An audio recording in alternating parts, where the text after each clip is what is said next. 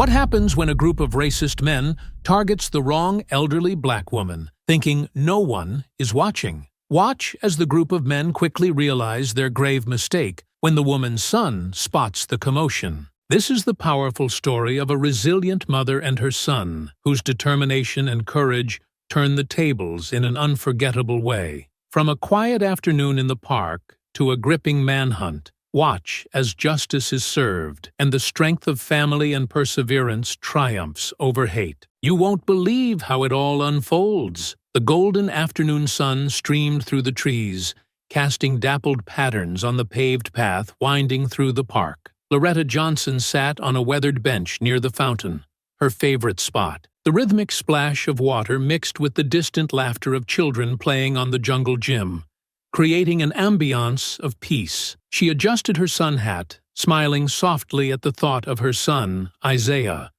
who had promised to meet her after work. Loretta loved these moments. Quiet afternoons where she could savor the outdoors. At 70, her knees were no longer as strong as they once were, and long walks weren't easy anymore. But the bench near the fountain was her haven, and her weekly strolls with Isaiah were her joy. She glanced at her watch. He was running late, but that wasn't unusual. His work as an FBI agent often kept him busy, and she didn't mind waiting. A shadow passed over her face, momentarily dimming her smile. 3 men were walking toward her from the other side of the path. Their laughter carried through the air, sharp and jarring, an unsettling contrast to the park's tranquility. They seemed out of place, middle-aged, dressed in rough jeans and scuffed boots, their movements deliberate and eyes scanning the park with an edge of hostility. Loretta's heart sank as she saw them glance her way, their steps slowing. One of them, a wiry man with a sneer that seemed permanently etched onto his face, nudged his larger companion and nodded in her direction. The third man, shorter but no less intimidating, smirked. "Hey, lady," the wiry one called out, his voice tinged with mockery. "Nice day for a stroll, huh?" Loretta stiffened but didn't reply. She sat straighter, her hands gripping her purse tightly. The men exchanged amused glances and began to veer toward her bench, their laughter turning into low chuckles. She scanned the park, noting how the once busy paths seemed to have emptied, leaving her feeling exposed. She glanced at the entrance, willing Isaiah to appear, but he was nowhere in sight. Her breath quickened as she turned her gaze back to the approaching men. They were closer now, their smirks widening as they closed the distance. The men reached Loretta's bench, their footsteps slowing as they exchanged amused glances. Paul, the wiry leader, stopped a few feet away, tilting his head as if sizing her up. His smirk carried a sharp edge, but Loretta pretended not to notice, keeping her gaze fixed on the fountain in front of her. "Nice afternoon, isn't it?" Paul said, his voice casual but tinged with something unpleasant. "Out here all by yourself, huh?" Loretta looked up, offering a polite but reserved smile. "It is a nice day.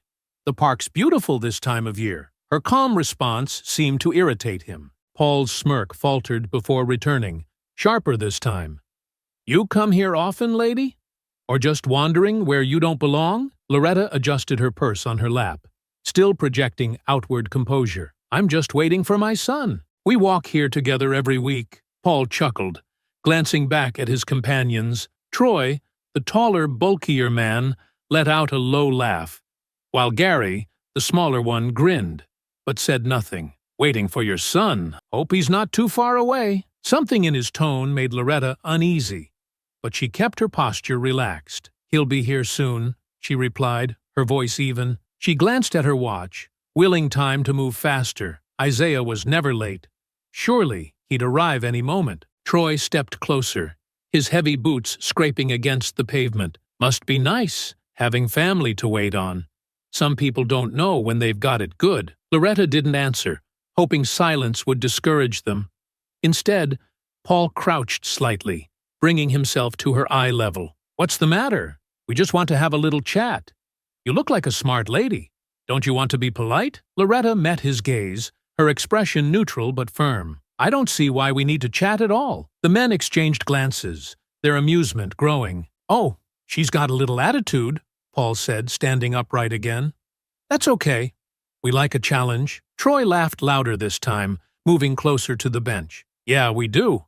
Don't we, Gary?" Gary shrugged, still smirking. "She's got some nerve. I'll give her that." Paul's expression darkened slightly. He stepped closer, resting a hand on the back of the bench. "You know, lady, not everyone's so lucky. Some people got to work hard for their spot in the world, but here you are, just sitting pretty. Doesn't seem fair, does it?" Loretta's heart began to beat faster, but she didn't let it show. "Everyone deserves to enjoy the park," she said calmly, though her grip on her purse tightened. She glanced again at the path leading to the park entrance. It remained empty. Paul's sneer returned. "Yeah, sure, everyone. But some people don't belong here, you know? They make it uncomfortable for the rest of us." The air around her seemed to thicken. Loretta glanced at the fountain, letting its steady rhythm ground her. "I don't know what you mean by that." "Oh, I think you do," Paul said, his voice dripping with mockery. "But hey, maybe you'll get the hint if we spell it out for you." Troy kicked the edge of the bench, the sudden jolt making Loretta jump slightly. She stiffened, her jaw tightening. "There's no need for that," she said, her tone still calm but firmer now. "No need," Troy repeated, laughing. "Come on, lady. Don't act like you don't know what this is." Loretta looked between the three men, her unease growing. "If you're trying to scare me, it won't work." Paul grinned, leaning in slightly. "Oh, we're not trying to scare you. We're just saying, maybe this park isn't the best place for someone like you." Loretta's stomach turned, but she refused to rise to their bait. Instead, she let out a slow breath, lifting her chin slightly. "I have every right to be here," Paul chuckled, shaking his head. "Rights. There's that word again." He exchanged a knowing look with Troy and Gary. "You hear that? She's got rights." Troy's laugh was louder this time, more menacing. He moved closer, his shadow falling over Loretta. "Yeah, sure you do, but maybe you'd be safer somewhere else." Paul reached out, resting his hand lightly on her arm. The casual gesture carried an undercurrent of menace. Loretta stiffened, but didn't pull away, her voice sharp as she said, "Take your hand off me." Paul's grin widened, but he let go, stepping back. "Relax, lady. We're just having a little fun." Loretta's breath came quicker now, though she struggled to keep her composure. Her eyes flickered to the park entrance once more. Still empty. Where was Isaiah? Paul followed her gaze, smirking. "You waiting for someone to come save you? Hate to break it to you, but this ain't a fairy tale." Troy and Gary closed in slightly, boxing her in. Loretta's voice trembled as she spoke again, her calm slipping. "You'll regret this." Paul tilted his head, feigning curiosity. "Oh, yeah? Why's that?" Her answer was quiet, more of a whispered hope than a threat. "Because my son will be here." Paul and the others laughed, their cruel amusement echoing through the park. Paul and the others laughed, their cruel amusement echoing through the park. "Your son, huh?" Paul said, shaking his head as though she'd just delivered the punchline of a joke. "Lady, let me break it to you gently.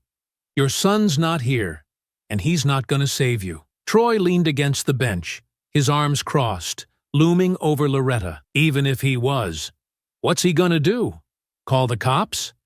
Like they'd believe you over us." "Yeah," Gary added with a chuckle. "They'd take one look at you and figure you're just trying to make trouble. Probably charge you for wasting their time." Paul's smirk widened as he stepped closer, his presence suffocating. "That's the thing about people like you, always thinking someone's gonna come running to help. But out here, it's just us.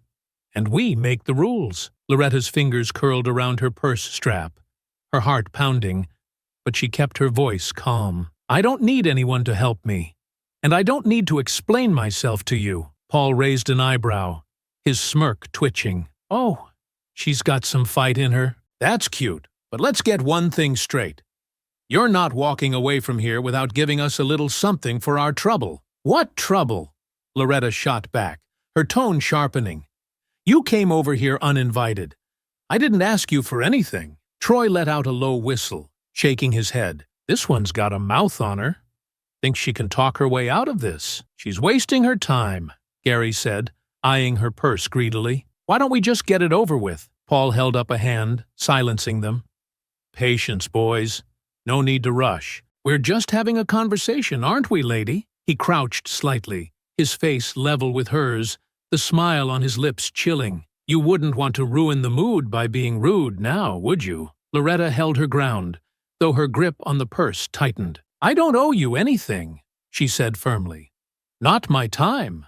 Not my belongings. Paul's expression darkened, the faux charm slipping. See? That's the thing.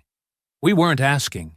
It's not about what you owe us. It's about what we're taking. Loretta's chest tightened as the weight of his words settled in. You wouldn't dare, she said, her voice quieter now. Wouldn't we? Paul straightened, glancing at Troy and Gary. What do you think, boys? You think the lady's right? Or do you think she's bluffing? Troy chuckled, stepping closer. I think she's got something she doesn't want us to see. Bet she's hiding something good in that bag, Gary added, his grin growing wider. And that necklace? That's gotta be worth something. Loretta's hand instinctively rose to her necklace, her thumb brushing against the small ring hanging from the chain. Her voice dropped, carrying a warning. Don't touch me. Paul tilted his head, feigning surprise. Touch you? Oh no, lady. We'd never dream of it. His voice turned cold as he grabbed the bench beside her, leaning in. Unless you make us. Loretta's pulse quickened, but she refused to look away. You're making a mistake, she said, her voice low but steady. Paul laughed bitterly, the sound harsh in the quiet park. Mistake? No, lady. The mistake is you thinking you're untouchable. Out here? Nobody cares. Nobody's coming. Gary shifted behind her, his fingers brushing the edge of her purse strap. Loretta jerked back, but Troy was quicker, stepping in to block her path. You heard him, Troy said, his voice a low growl. Just hand it over, and we'll be on our way. No, Loretta snapped, her grip tightening on the purse. I said no, Paul straightened, his eyes narrowing. Last chance, lady. Don't make us take it. Loretta's hands trembled, but she held firm. You'll regret this, she whispered, her voice laced with defiance. Paul's smirk returned, cruel and triumphant. We'll take our chances. With a quick motion, Troy grabbed the purse, yanking it hard. Loretta's grip faltered, and the bag slipped from her hands. She gasped, her voice rising in protest. Give it back! Gary laughed, rummaging through the bag. What do we have here? Wallet, some cash. Not bad. Don't stop there, Paul ordered, his attention shifting to the necklace. That, too. Loretta raised a hand to protect the chain. No, she said, her voice shaking. You're not taking this. Paul reached for the necklace, his patience wearing thin. It's not up to you, lady. Let her go. The deep, commanding voice froze the men in their tracks. They turned as one, startled by the sudden interruption. Standing at the edge of the path was a tall man, his broad shoulders taut with tension. His eyes burned with restrained fury, his hands clenched at his sides. Paul's grip on Loretta's necklace faltered as he faced the newcomer. And who the hell are you supposed to be? The man stepped closer, his voice low and steady. Her son. Isaiah's words hung in the air like a warning shot, his steady tone daring any of the men to make the next move. Paul tilted his head, his smirk faltering just slightly as he tried to mask the unease in his eyes. Your son, huh? He said, his voice dripping with mockery. Guess she wasn't lying after all. But let me tell you something, tough guy.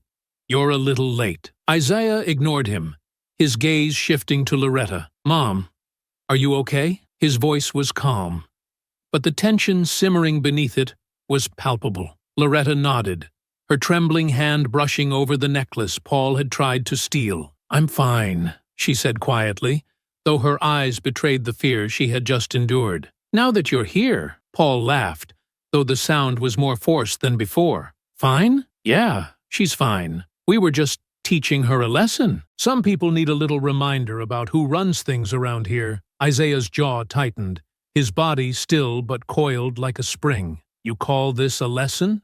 Harassing an elderly woman? Stealing from her? You don't run anything. Troy stepped forward, his bulk adding weight to the conversation. And what are you going to do about it? Call the cops? Like we said, no one's going to believe her. Or you. Isaiah's eyes flicked toward Troy, his expression unchanging. Try me. Gary shifted uncomfortably behind the others, his earlier bravado slipping. Maybe we should just let it go, Paul. We got the purse, didn't we? Paul spun around, his glare cutting into Gary. You think this is about the purse? It's about respect. Something people like them don't deserve unless they're taught the hard way. Isaiah stepped forward, closing the distance between himself and Paul. Respect? Is that what you call this? His voice dropped, his calm tone laced with steel. You don't even know the meaning of the word. Paul squared his shoulders, stepping forward to meet Isaiah. The space between them was almost non-existent now, their gazes locked like opposing forces about to collide. Big words for someone who's outnumbered, Paul sneered. Isaiah didn't flinch. Outnumbered doesn't mean outmatched. The tension was thick enough to cut as the two men stared each other down. Loretta clutched her purse tightly, her breathing shallow as she watched the scene unfold. Isaiah, please, she said softly, her voice strained with worry. Paul let out a short laugh, motioning toward Troy and Gary. Hear that?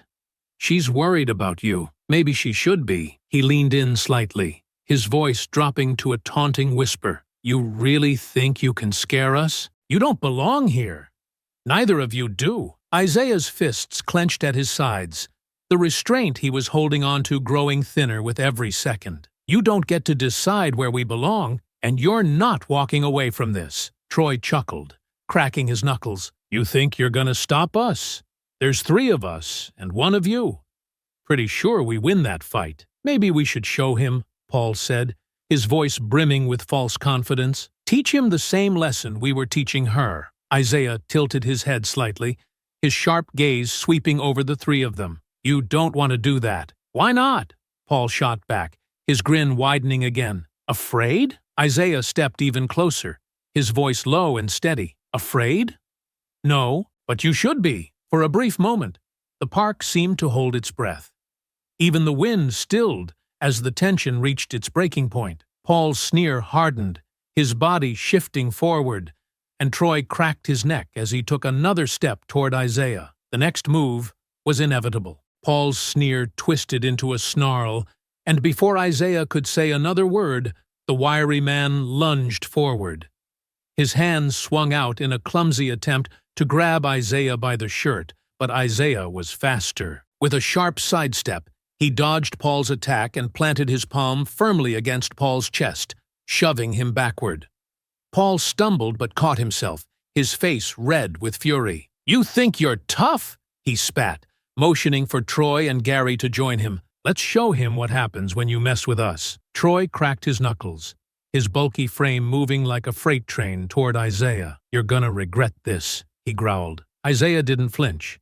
Instead, his stance shifted slightly, feet grounded, hands ready. As Troy swung a wide fist toward him, Isaiah ducked under the blow and delivered a quick, precise jab to Troy's ribs. The larger man let out a grunt, staggering back a step. Gary hesitated, his confidence wavering. Paul, maybe we should— Shut up and fight! Paul snapped, his frustration boiling over. He charged at Isaiah again, this time aiming low, trying to tackle him. Isaiah anticipated the move, twisting to the side and locking Paul's arm. With a swift motion, he used Paul's momentum against him, flipping him onto the ground. Paul let out a pained grunt, but his fury only grew. Get him! He barked at the others. Troy recovered quickly, his face twisted in anger. He lunged again, throwing wild punches. Isaiah blocked and dodged each one with controlled movements, his training evident in the way he remained calm and precise. He waited for an opening, then struck with a sharp kick to Troy's knee, sending the larger man sprawling to the ground. Gary, wide-eyed and pale, took a few cautious steps back. This guy's crazy, he muttered. You're not going anywhere, Isaiah said, his voice cold and commanding. He turned toward Gary, who froze like a deer caught in headlights. Stay right there. Paul, still on the ground, reached for a nearby rock, his eyes blazing with desperation. Loretta's sharp voice cut through the chaos. "Isaiah!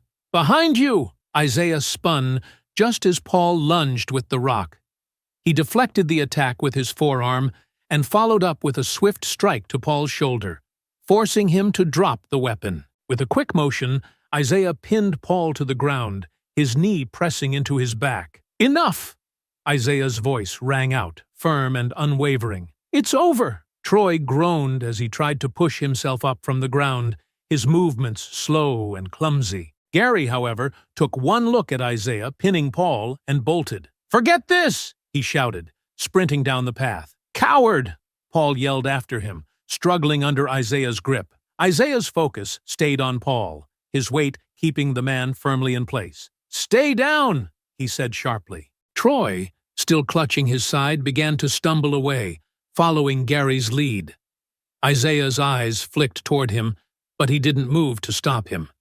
His priority was keeping Paul subdued. Loretta approached cautiously, her hands clutching her purse as her breathing steadied. "Isaiah," she said softly, her voice laced with a mixture of relief and worry. "Are you all right?" "I'm fine, Mom," Isaiah said without looking up. "But we're not done yet." His eyes bore into Paul, who glared up at him with unrestrained hatred. "You think you've won?" Paul spat, his voice venomous. "This isn't over.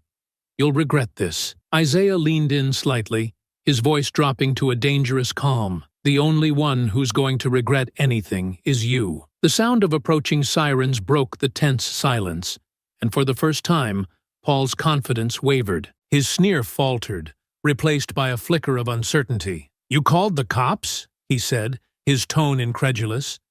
Isaiah's gaze didn't waver. "They're not here for a chat." Paul let out a bitter laugh, though it lacked his earlier bravado. "You'll see. They'll let me go. They always do." Isaiah's jaw tightened, but he didn't respond. Instead, he turned to Loretta. "Stay close to me. It's almost over." The faint wail of the sirens grew louder, signaling the arrival of justice, or the beginning of the next chapter in their fight for it. The wail of the sirens grew louder, the flashing red and blue lights casting fleeting shadows across the park. Isaiah kept his knee pressed firmly against Paul's back, his eyes steady on the path where the officers would appear. Loretta stood nearby, clutching her purse, her expression a mix of relief and quiet resolve. Two uniformed officers rushed into view, their hands hovering near their holstered weapons as they took in the scene. A wiry man pinned to the ground, another limping away in the distance, and an older woman standing nearby. "What's going on here?" the lead officer demanded, his sharp tone cutting through the tension. His eyes flicked to Isaiah, clearly assessing him as a potential threat. Isaiah raised one hand slowly, keeping the other firmly planted on Paul's back. "Officer, this man assaulted my mother and attempted to rob her." His voice was calm and authoritative, his words measured. "I detained him to prevent further harm." Paul, despite his position, managed a bitter laugh. "Detained? You attacked me. They're going to lock you up for this." Isaiah's lips tightened, but he didn't respond to Paul's outburst.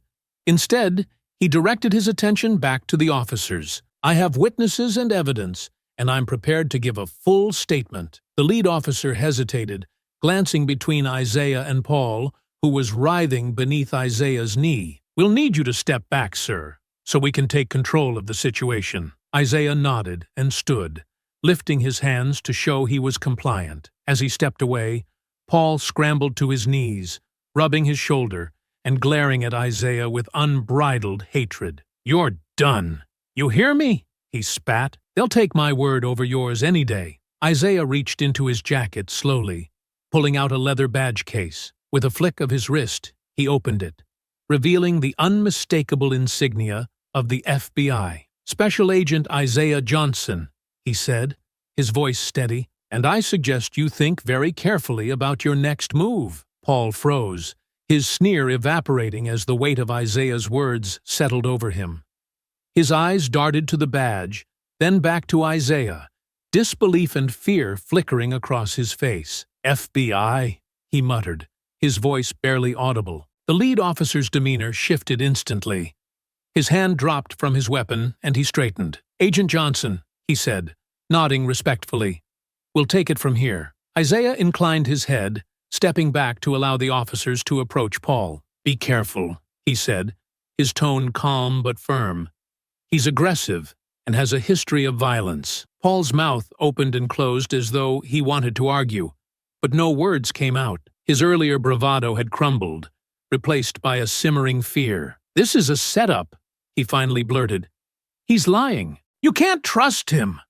The second officer stepped forward, pulling Paul's hands behind his back and snapping cuffs onto his wrists. "You can explain that down at the station," he said curtly. Loretta, watching from the sidelines, let out a slow breath. "Isaiah," she said softly, her voice filled with relief and pride. "Thank you." Isaiah turned to her, his expression softening. "Are you okay, Mom?" he asked, his focus shifting entirely to her. "I am now," she replied, her voice steady. She glanced at Paul, now subdued and far less threatening, before looking back at her son. "He didn't expect you to be here." Isaiah's jaw tightened, his eyes flicking briefly to Paul. "People like him think they can act without consequences. It's time he learns otherwise." As the officers began to lead Paul away, the wiry man twisted his neck to glare at Isaiah. "You think you've won?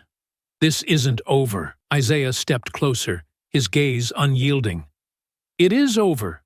For now. But trust me, the next time we meet, you'll be wishing you had walked away when you had the chance." Paul didn't respond, his shoulders slumping slightly as the officers guided him toward the patrol car. The sound of the door slamming shut echoed through the park, punctuating the shift in power. Isaiah turned back to Loretta, his expression softening once again. "Let's get you home." Loretta nodded, her fingers brushing against the chain around her neck. "I'm ready." Together, they began walking toward the park entrance, the tension of the moment giving way to the quiet resolve of what would come next.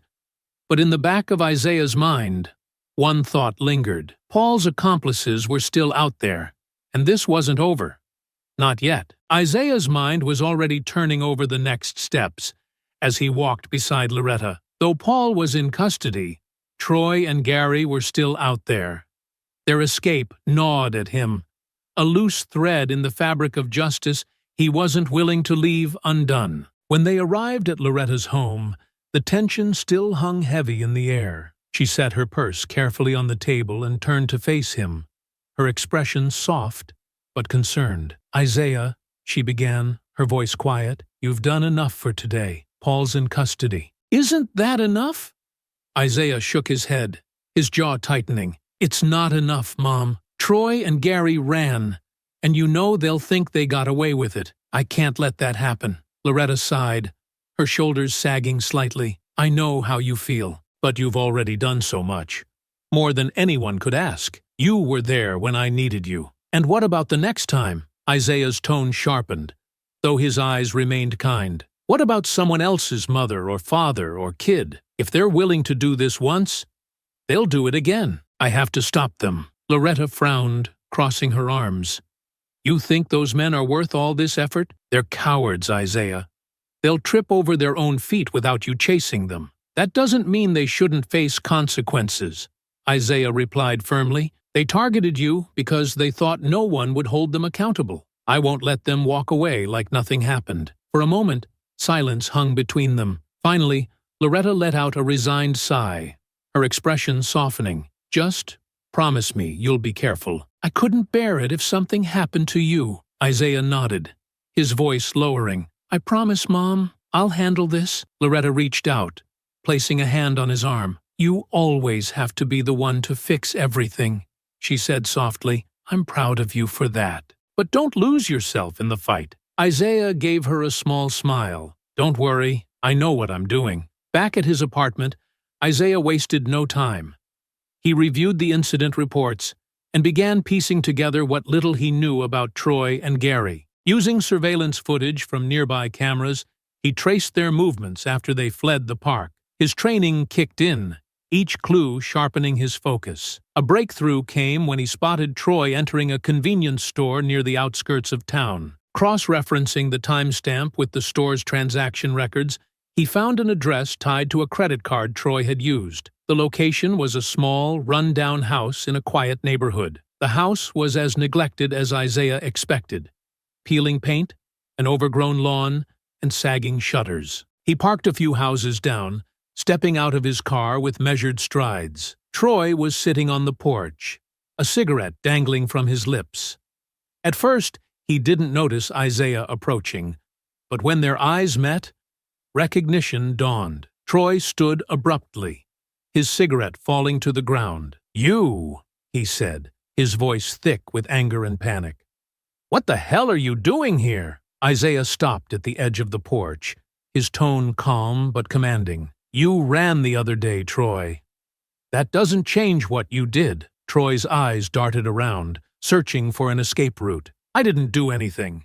You got the wrong guy." Isaiah reached into his jacket and pulled out his badge, flipping it open. "Special Agent Isaiah Johnson, FBI.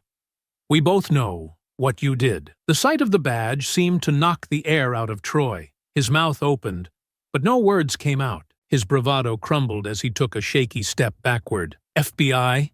he finally managed to stammer. "That's right," Isaiah said, stepping closer. "And you're coming with me.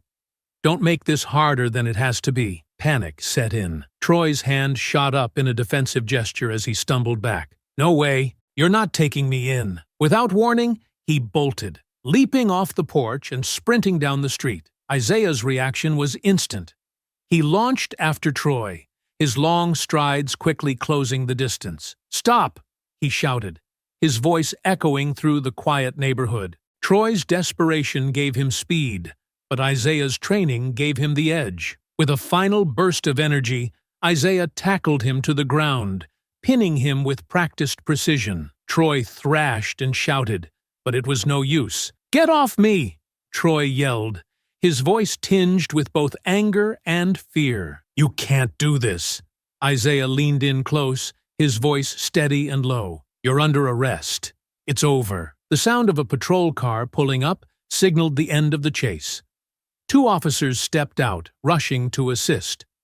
Troy's resistance waned as the cuffs snapped onto his wrists, his head hanging low. Isaiah straightened, catching his breath. "One down," he muttered, his gaze hardening. "One more to go." But Gary wouldn't be easy to find. Isaiah knew the man was a follower, not a leader, but that made him unpredictable and potentially dangerous if cornered. He needed more information, and there were two people who might have it. The fluorescent lights in the interrogation room buzzed faintly, a constant hum that seemed to amplify the tension in the small space. Troy sat slouched in the metal chair, his cuffs glinting under the harsh light. His earlier defiance was gone, replaced by the nervous twitching of his fingers and the occasional dart of his eyes toward the mirror. Isaiah stepped inside, his calm demeanor masking the simmering anger beneath the surface. He set a slim folder on the table, pulling out a chair and sitting across from Troy with deliberate slowness. "Let me save you some time," Troy said, his voice tight. "I don't know where Gary is." Isaiah didn't respond immediately. Instead, he opened the folder, sliding a photo of Troy and Gary at the park across the table. "You expect me to believe that? You ran together. You worked together. You expect me to think he just vanished, and you have no idea where he might go?" Troy shifted uncomfortably, his fingers fidgeting with the edge of the table. "Look, I haven't seen him since that day. That's the truth." Isaiah leaned forward, his voice dropping to a dangerous calm. "That's not good enough. You were there when he ran. He's your friend. You know how he thinks. You know where he might hide." Troy shook his head, his voice rising defensively. "Man, I don't know. Gary doesn't tell me everything. He's not the type to stick around. He's probably halfway out of the state by now." Isaiah's gaze didn't waver. "If you're lying, Troy, I'll find out, and when I do, you'll wish you'd cooperated." Troy swallowed hard, glancing at the photo again. "I swear, I don't know for sure. But Gary's not exactly the smartest guy. He panics easy. He might have gone to one of his usual spots." Isaiah's jaw tightened. "What spots?" Troy hesitated, then sighed. "He used to crash at motels when things got rough. And there's this bar on the south side he likes, the Iron Tankard." He hangs around there when he's got nowhere else to go. Isaiah's eyes narrowed. You better hope those are good leads. Troy raised his hand slightly, the cuffs clinking. That's all I've got, man.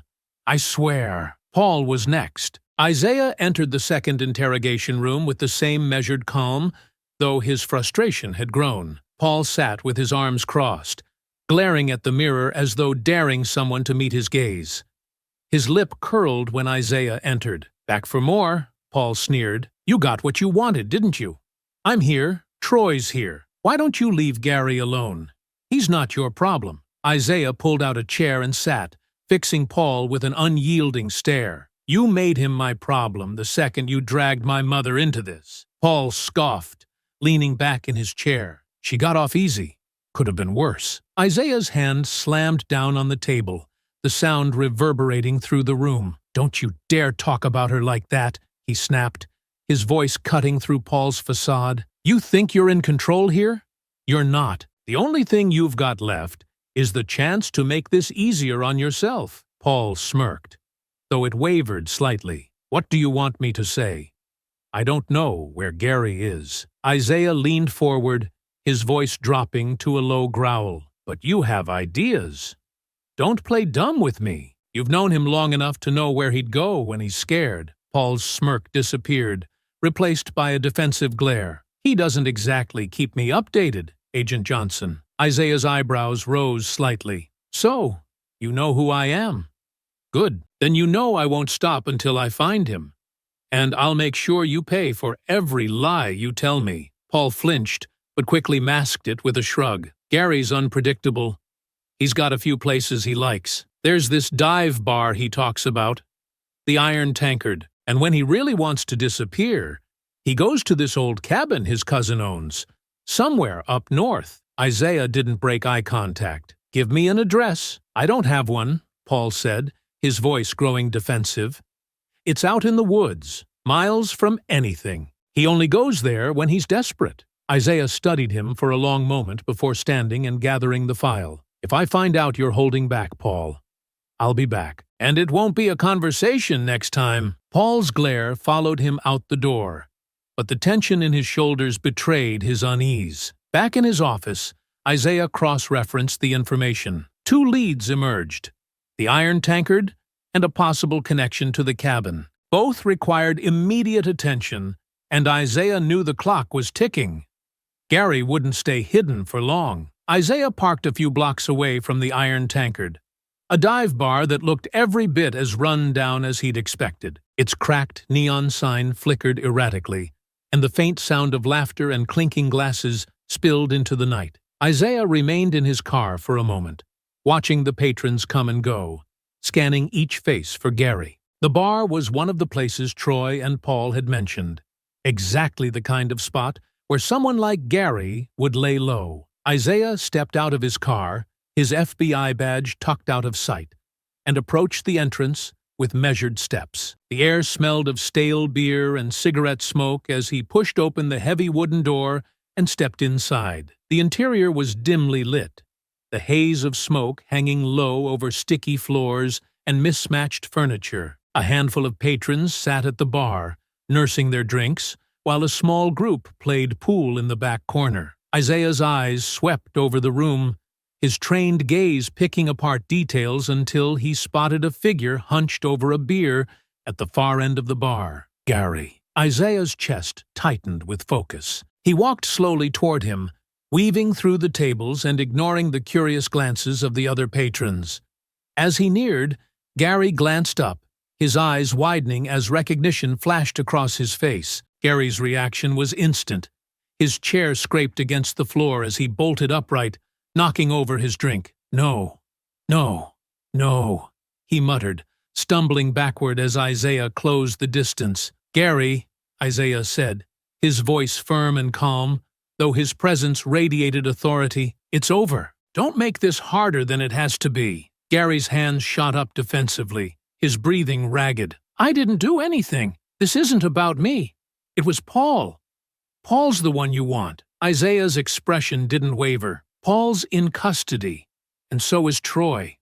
You're the last one. Sit down and we'll talk about how this ends." Gary's eyes darted around the room, panic setting in as he realized he was cornered. The bartender and a few patrons were watching now, their curiosity piqued. "I'm not going with you," Gary said, his voice shaking. "You're not taking me in." "You don't have a choice," Isaiah said evenly, his tone unwavering. "You can cooperate, or we can do this the hard way." For a moment, Gary froze, his panicked gaze flicking between Isaiah and the exit. Then, with a desperate grunt, he shoved a nearby table toward Isaiah and bolted for the back door. Isaiah reacted instantly, sidestepping the table and sprinting after him. "Stop, Gary!" he shouted, his voice echoing through the bar. Patrons scrambled out of the way as the chase spilled into the alley behind the building. The cold night air hit Isaiah's face as he emerged into the narrow alley,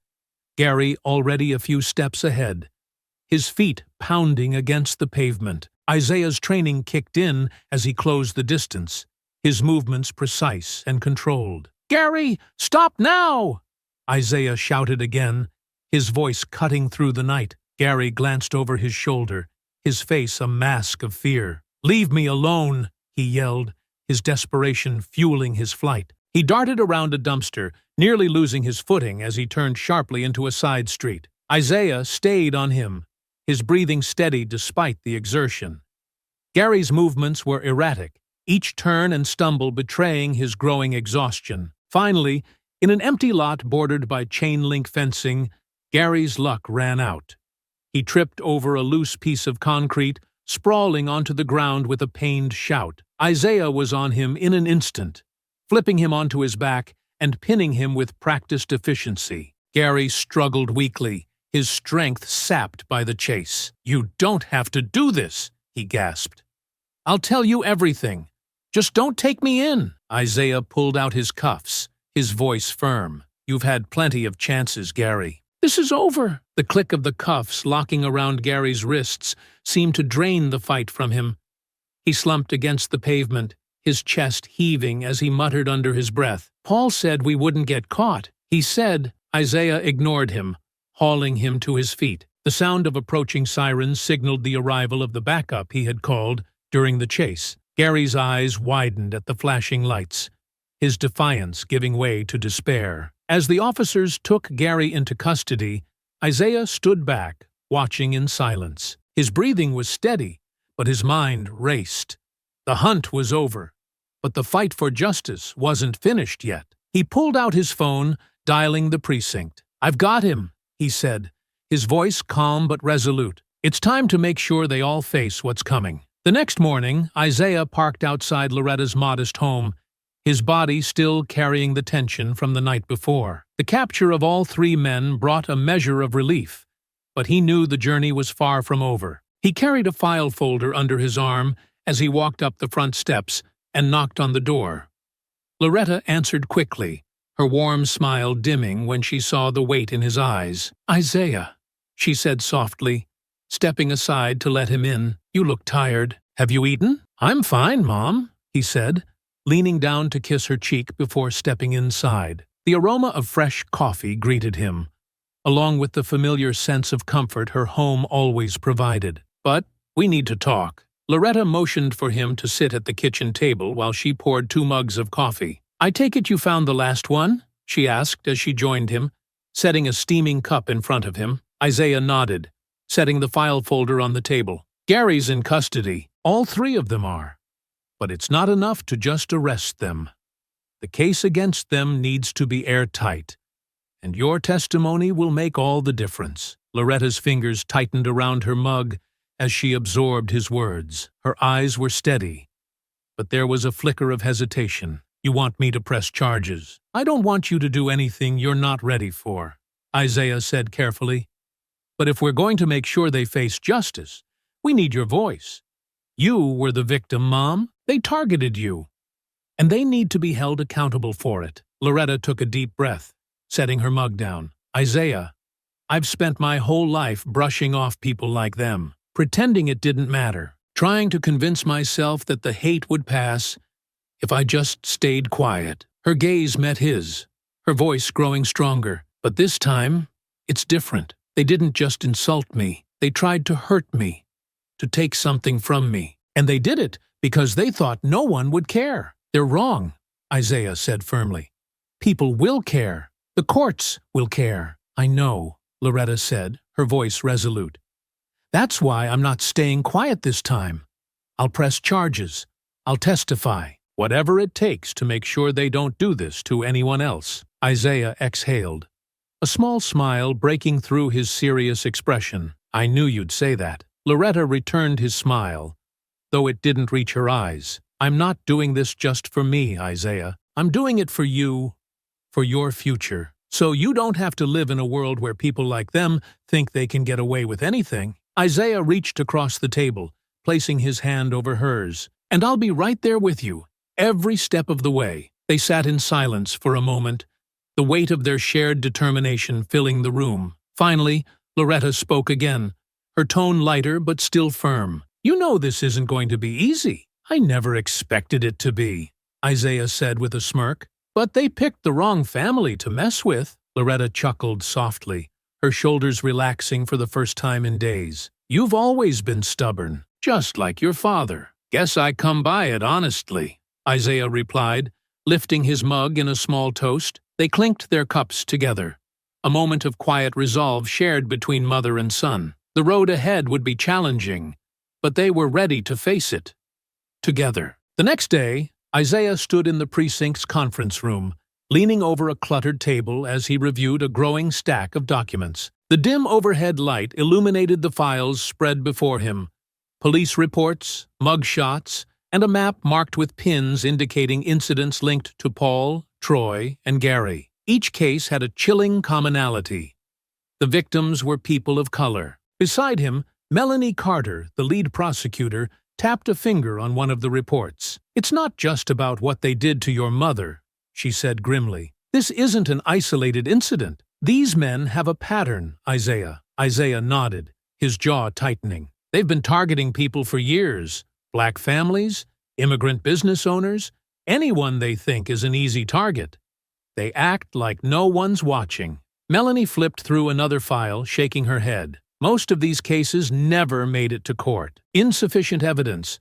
Witnesses too scared to testify. They've been skating under the radar. Not anymore, Isaiah said firmly. We're not just going after them for what they did to my mom. We're going to build the biggest case possible. These guys need to be taken off the streets for good. The digging began in earnest. Isaiah spent days poring over old police reports, reaching out to victims and witnesses who had crossed paths with Paul, Troy, and Gary. The pattern became undeniable. The trio specifically targeted people they thought wouldn't or couldn't fight back. One report detailed a harassment incident outside a grocery store, where Paul and Troy cornered a young Hispanic man and accused him of stealing. When the man tried to leave, they blocked his path, shouting racial slurs until a bystander intervened. Another case involved an elderly black couple whose home had been vandalized with racial epithets spray-painted across their fence. Though no one had been charged, neighbors had seen Paul and Gary lurking in the area. Isaiah tracked down one of the victims, a cashier at a convenience store who had been harassed and assaulted by the trio. When he met her at the store, her expression was wary as he introduced himself. I know this is painful, Isaiah said gently. But we're building a case against these men. If you're willing to share your story, it could help ensure they never do this to anyone else. She hesitated, her hands trembling as she adjusted her apron. They called me names, she whispered. Said I didn't belong here. When I told them to leave, they threw cans at me. One of them hit me in the arm. Her voice broke, but she straightened. If it means they finally face justice, I'll talk. The deeper Isaiah dug, the uglier the picture became. Surveillance footage from a gas station showed Paul knocking over a display rack while shouting slurs at the attendant, who appeared too frightened to confront him. A former bar owner confirmed that Paul had threatened one of his bartenders, a woman of Asian descent, after she refused to serve him. Each piece of evidence painted a chilling portrait of their escalating violence. Isaiah sat with Melanie late one evening, the table between them covered in documents. This is a pattern of racially motivated crimes, Isaiah said, pointing to the stack of reports. They've been getting bolder, targeting anyone they think they can intimidate. Melanie nodded, her expression grim. This is more than just one bad day. This is hate. And it's going to be our job to make sure the jury sees that. When the time came to confront the men with their crimes, Isaiah knew they'd deny everything. He started with Troy, whose nervous energy gave him away the moment Isaiah stepped into the interrogation room. "You're back," Troy muttered, slumping in his chair. "What now?" Isaiah dropped a stack of photos on the table. Images of vandalized homes, assaulted victims, and the hateful graffiti they'd left behind. "This is what now," Isaiah said sharply. "These aren't just isolated incidents. This is a hate campaign." Troy's eyes flicked to the photos, then back to Isaiah. "I didn't do all that," he said quickly. "Paul's the one who started it. He gets angry, and we just follow along." Isaiah leaned forward, his voice cold. "You didn't stop him, though. You threw cans at a cashier. You painted slurs on fences. You were there every step of the way." Troy's shoulders sagged. "I didn't mean to hurt anyone. It wasn't my idea." "It doesn't matter whose idea it was," Isaiah said firmly. "You're just as guilty. The only way you help yourself now is by coming clean. Tell us everything." Troy hesitated, his eyes darting to the mirrored glass. Finally, he let out a shaky breath. "Okay," he muttered. "I'll talk." The information Troy provided only deepened the case. He recounted Paul's rants about teaching lessons to people he claimed didn't belong in their town. He described how Paul had orchestrated most of the attacks, with Troy and Gary acting as willing enforcers. As Isaiah left the interrogation room, he glanced back at Troy. The man looked smaller now, the weight of his actions finally sinking in. "Paul won't protect you," Isaiah said. "The only thing you can do now is tell the truth." The atmosphere in the second interrogation room was charged with tension. Paul sat across the table, his defiant posture a stark contrast to Troy's earlier nervousness. His lips curled into a sneer as Isaiah entered, shutting the door behind him. Paul leaned back in his chair, his cuffs clinking softly as he folded his arms. "Well, if it isn't the hero," Paul drawled, his tone laced with mockery. "What are you here for now? Didn't you get enough?" Isaiah ignored the jab, dropping a folder onto the table with a thud. He took his seat opposite Paul, his movements measured. "I'm here to give you a chance," he said evenly. "A chance to explain yourself before the evidence does it for you." Paul chuckled, shaking his head. "Oh, I get it. You think you've got me all figured out, don't you? Think you're gonna pin everything on me?" Isaiah opened the folder, revealing a collection of photos, reports, and transcripts. He slid one of the photos across the table, an image of the vandalized fence, with slurs scrawled in bold letters. "This was you, wasn't it?" Paul glanced at the photo but didn't respond, his smirk unwavering. Isaiah continued, his tone calm but firm. "We have witnesses who saw you there. Your fingerprints are on the spray Can we recovered, and Troy's already confirmed you led the group." At the mention of Troy, Paul's smirk faltered. "Troy's a coward," he snapped. "He'll say anything to save his own skin." "Maybe," Isaiah said, leaning forward slightly. "But the evidence doesn't lie. We know this wasn't an isolated incident. You've been targeting people, black families, immigrant-owned businesses, anyone you thought couldn't fight back." Paul scoffed, though the flicker of unease in his eyes didn't escape Isaiah. "You don't know a damn thing about me." "I know you've spent years trying to make people feel powerless," Isaiah said, his voice hardening. "And now that you're the one caught, you can't handle it." Paul's jaw tightened, but he quickly masked it with another sneer. "You think you're better than me? You think locking me up will change anything? It'll stop you from hurting anyone else," Isaiah shot back. "And it'll show people like you that there are consequences." Paul leaned forward, his eyes narrowing. "You think the system cares about your justice?" "I've been through this before, Agent Johnson. I'll be out in no time." Isaiah's gaze didn't waver. "Not this time. We're not just charging you for what you did to my mother. we've got a string of racially motivated crimes tied to you. Vandalism, harassment, assault. Each one a nail in your coffin. Paul's bravado cracked, his smirk fading. You think you're so smart, he muttered, his voice lower now, but you don't know everything. Isaiah seized on the shift, his tone sharpening. Then why don't you enlighten me, Paul? If you've got something to say, now's your chance. Paul hesitated, his defiance wavering. He glanced at the folder, then back at Isaiah. Gary's the one you want, he said finally. He's the one who loses control. I just keep things in line. Isaiah raised an eyebrow, his expression skeptical. You're trying to pass the blame onto Gary? That's rich. Everyone knows you're the ringleader. Paul slammed his fists against the table, the cuffs rattling loudly. I didn't force anyone to do anything. They followed me because they wanted to. Gary's just as guilty as me, maybe more. Isaiah leaned back, his calm demeanor unshaken. Good. You can tell the jury all about it. Paul glared at him, his breathing heavy, but said nothing more. Isaiah stepped out of the interrogation room, his mind racing as he processed Paul's words. The man's attempt to deflect responsibility only reinforced what Isaiah already knew.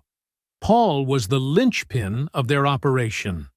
The testimonies from Troy and Gary would cement the case, but Paul's downfall would come from his inability to admit he'd lost control. Back in the precinct's conference room, Isaiah met with Melanie to review the latest developments. Paul's digging his own grave, Isaiah said, handing over his notes. He's trying to shift blame onto Gary, but we've got enough to show he was the one calling the shots. Melanie flipped through the notes, nodding. Troy's confession is solid, and the pattern of racially motivated crimes ties everything together. With Paul's arrogance, we might even get him to incriminate himself further on the stand.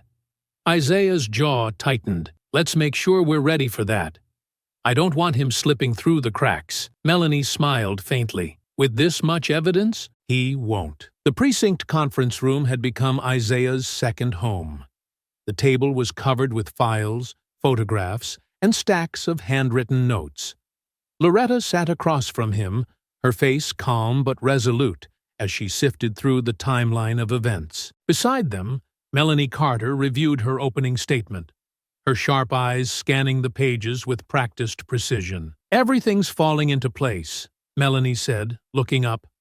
We've got Troy's confession, surveillance footage, the vandalism reports, and Loretta's testimony. The jury will see exactly what kind of people we're dealing with. Loretta nodded, though a shadow of doubt crossed her face. It's just, they're going to try to make me look unreliable, aren't they? Isaiah leaned forward, his voice steady. They'll try, but they can't twist the truth, Mom. You've been nothing but honest from the start. Just stick to the facts. Melanie chimed in, her tone encouraging. Exactly. And you have something they don't. Credibility. Paul, Troy, and Gary have a long history of lies and violence. The evidence is on your side. Loretta took a deep breath, nodding slowly. I know. I just want to make sure they don't get away with this. They won't, Isaiah said firmly. Not this time. Over the next few days, the team worked tirelessly to finalize their case. Isaiah and Melanie reviewed every piece of evidence, ensuring no detail was overlooked.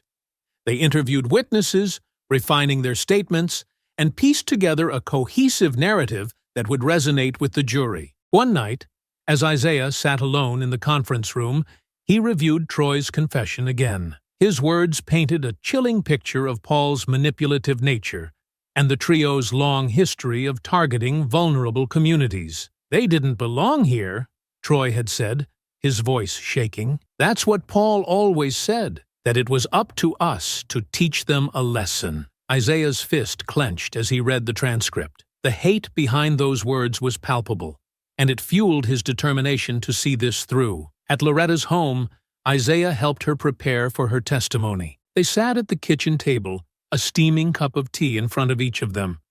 Loretta tapped her fingers against the side of her mug, her gaze distant. What if I freeze up?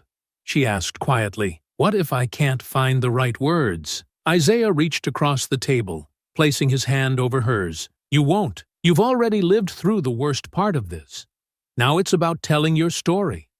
Just speak from the heart, and the truth will come through." Loretta smiled faintly, her grip tightening around his hand. "You've always believed in me, even when I doubted myself, and I always will," Isaiah said.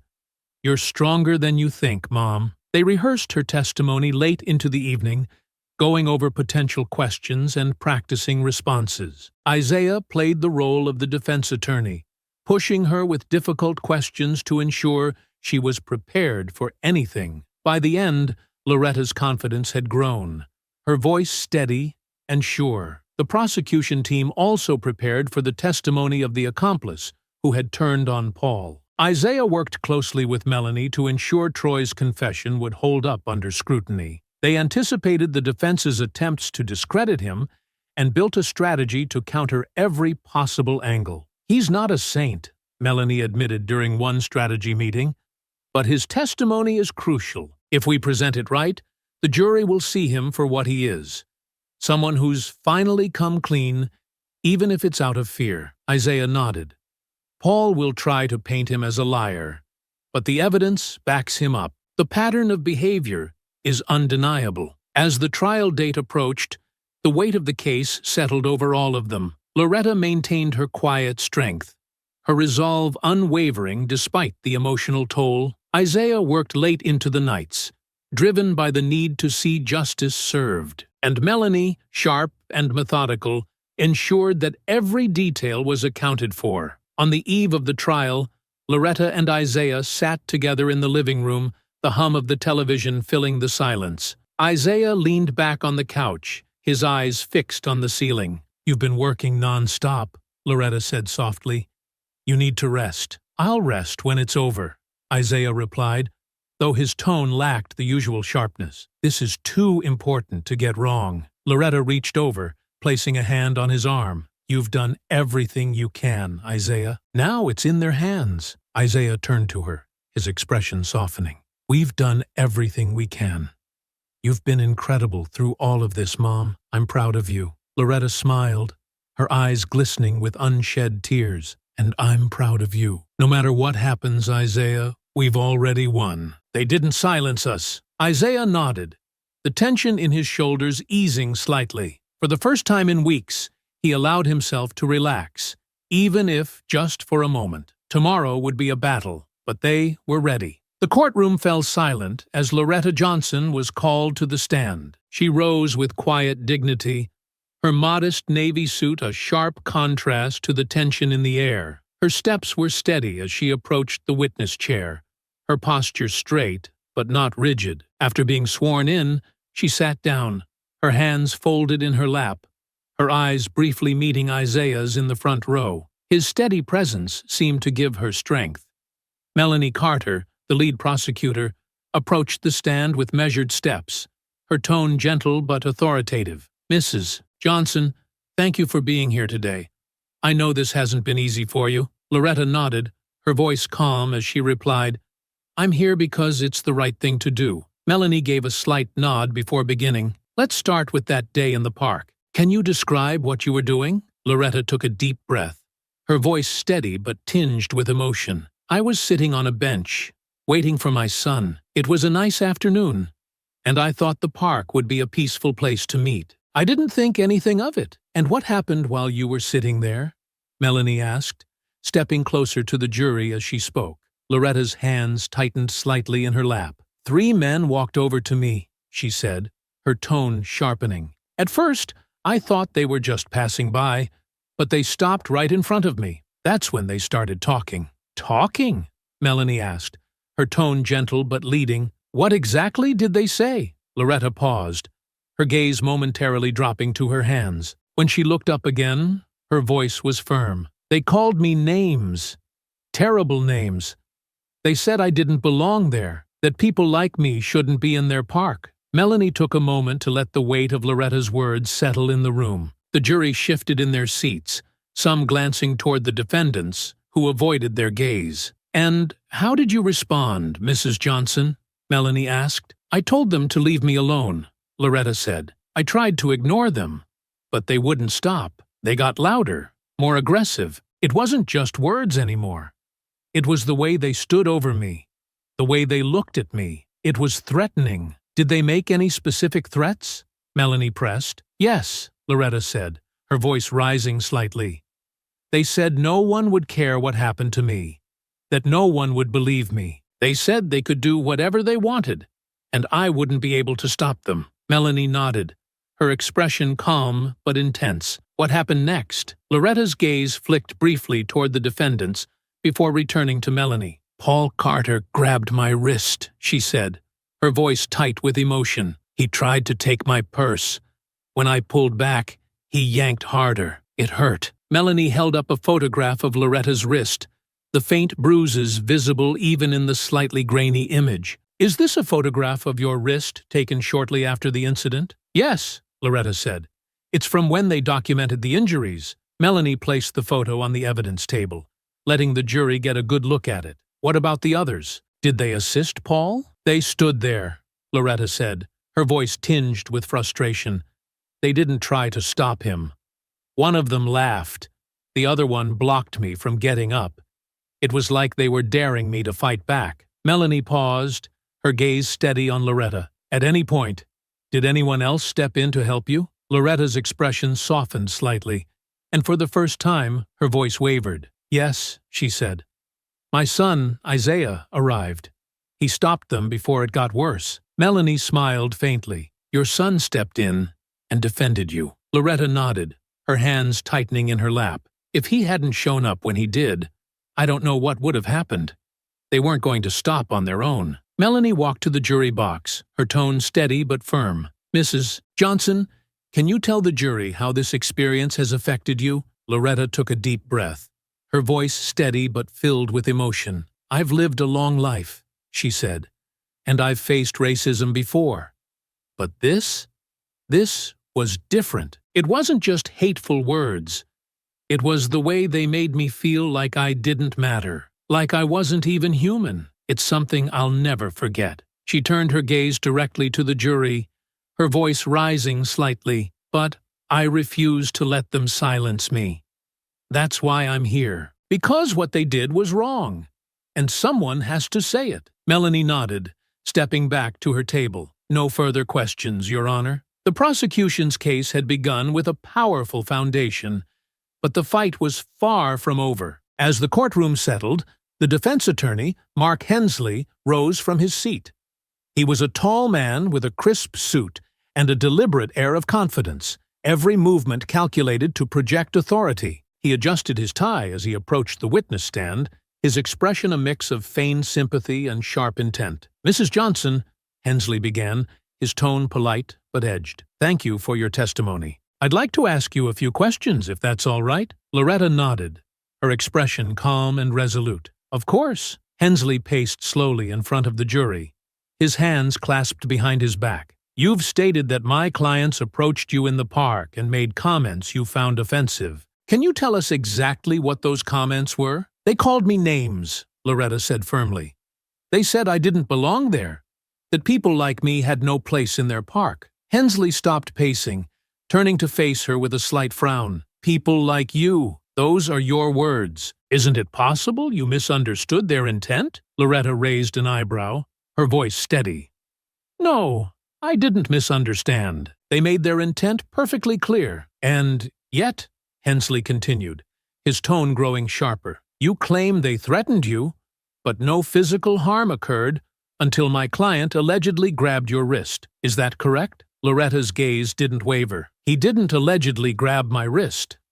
He did, and he tried to take my purse. Hensley stepped closer to the jury, his voice softening as if confiding in them. Mrs. Johnson, emotions can run high in situations like this. Isn't it possible that in the heat of the moment, you misinterpreted their actions? Perhaps they were simply trying to engage you in conversation. Loretta's voice cut through the courtroom like a blade. If grabbing my wrist and calling me slurs is your idea of conversation, then we have a very different understanding of the word. There was a ripple of murmurs from the spectators, quickly silenced by the judge's gavel. Hensley pressed on, though his confident facade had slipped slightly. You've mentioned feeling scared.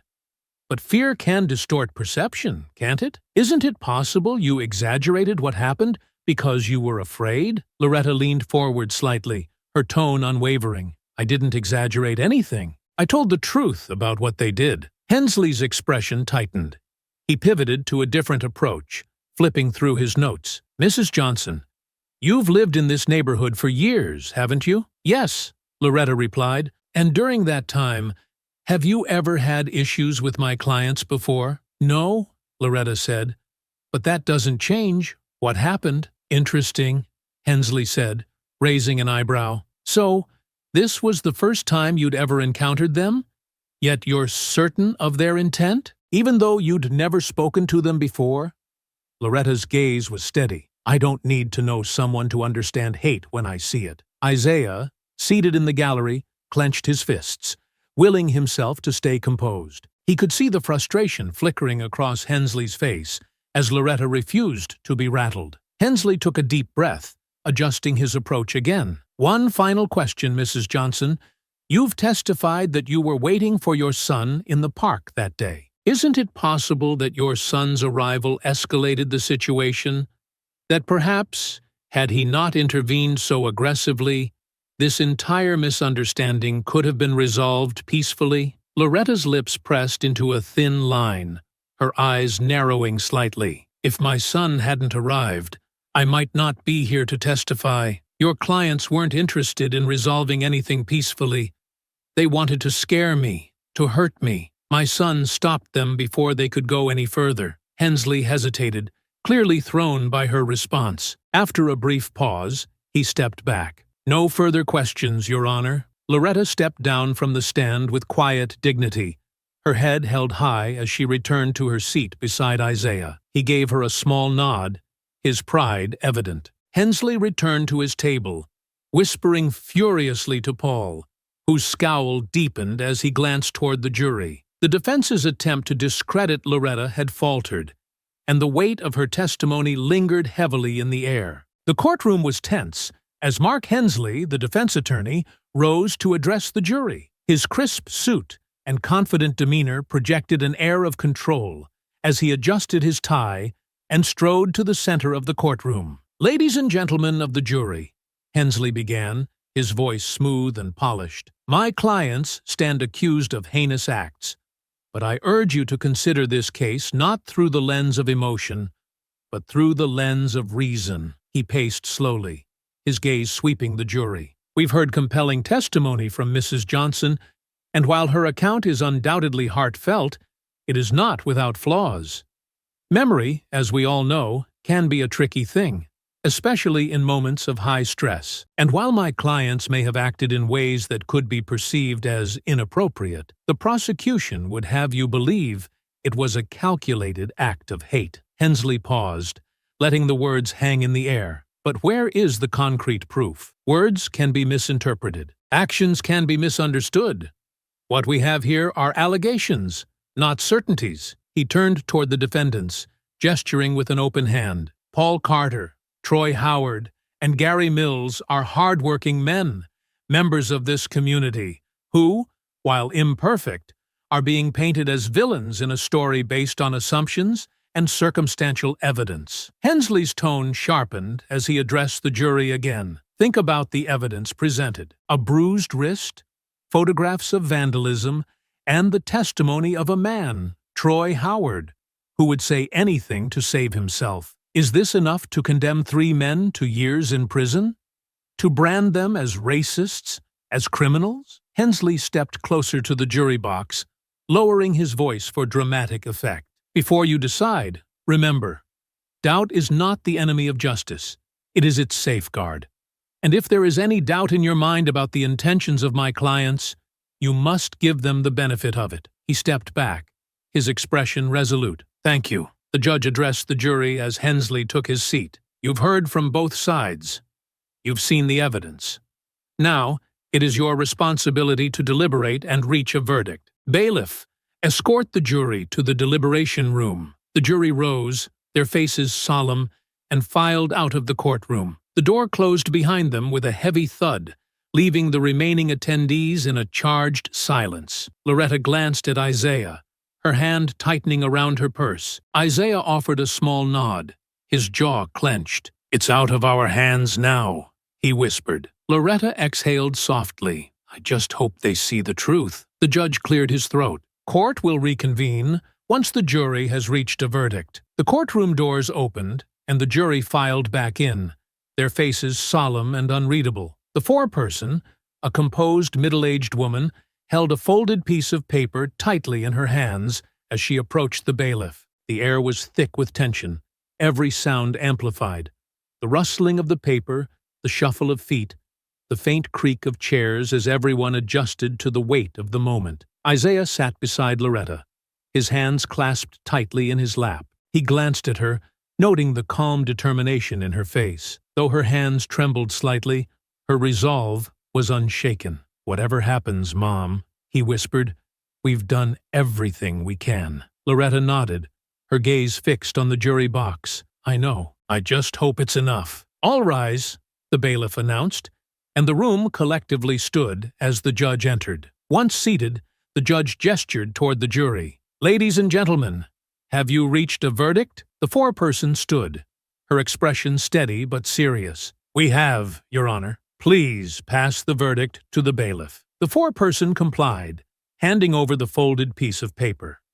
The bailiff delivered it to the judge, who unfolded it with deliberate care. His eyes scanned the paper briefly before looking up. "Will the defendants please rise?" Paul, Troy, and Gary stood at the defense table, their expressions a study in contrasts. Paul's face was set in a sneer, his defiance unbroken. Troy looked pale, his hands trembling slightly, while Gary's eyes darted around the room, a sheen of sweat visible on his forehead. The judge turned back to the jury. "In the matter of the people versus Paul Carter, Troy Howard, and Gary Mills, how does the jury find?" The foreperson cleared her throat, her voice steady. "We find the defendants guilty on all counts." A ripple of murmurs swept through the room, quickly silenced by the judge's gavel. Isaiah felt a wave of relief as Loretta exhaled quietly beside him, her hands still trembling, but her expression resolute. The judge adjusted his glasses, his gaze falling on the defendants. "Paul Carter,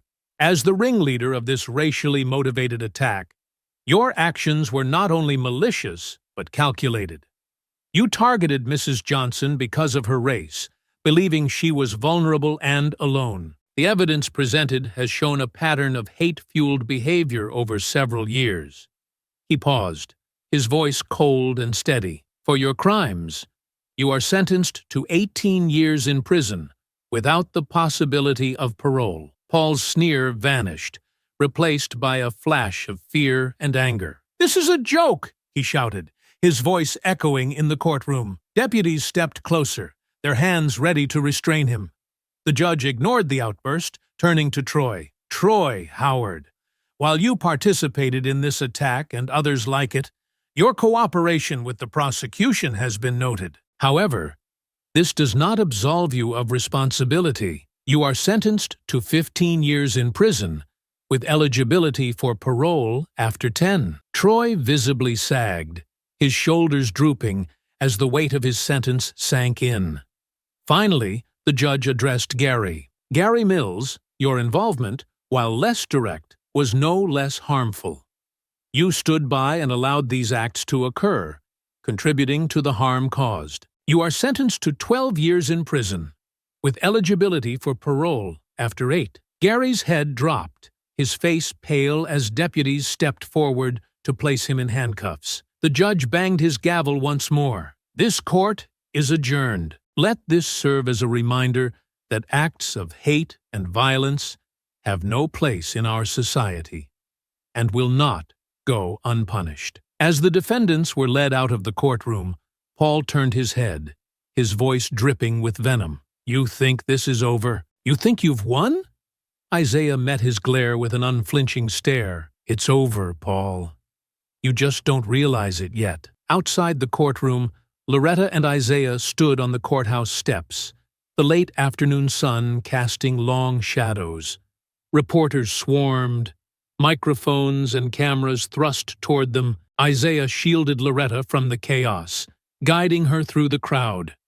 Once inside the car, Loretta let out a long breath, her hands clasped tightly. "They're going to pay for what they did," she said quietly. Isaiah nodded, his voice steady.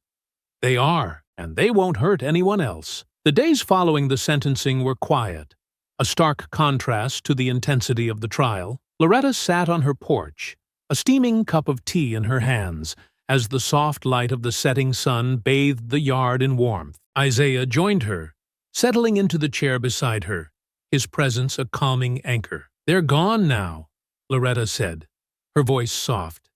"Locked away, where they can't hurt anyone else." Isaiah nodded, his gaze on the horizon. "It doesn't erase what they did, but it stops them from doing it again. That's something." Loretta sipped her tea, her hands steady now. "I've lived with this kind of hate for a long time, Isaiah, but standing up in that courtroom, it felt different. Like I wasn't just fighting for myself, but for everyone who's ever felt the same way." "You were incredible, Mom," Isaiah said, his voice filled with quiet pride. "You didn't just stand up for yourself. You showed people that silence isn't the only option." She turned to him, her smile faint but genuine. "And you, Isaiah. You've been my rock through all of this. I don't know how I would have done it without you." Isaiah leaned back, his expression contemplative. "We did it together, and now, maybe, things will start to change." Loretta nodded, her eyes glistening. "Maybe, and if not, we'll keep fighting, for the next person, and the one after that." The two sat in silence for a while, the weight of the past weeks slowly lifting. The world outside still held its challenges, but for now, in this moment, they had found a measure of peace.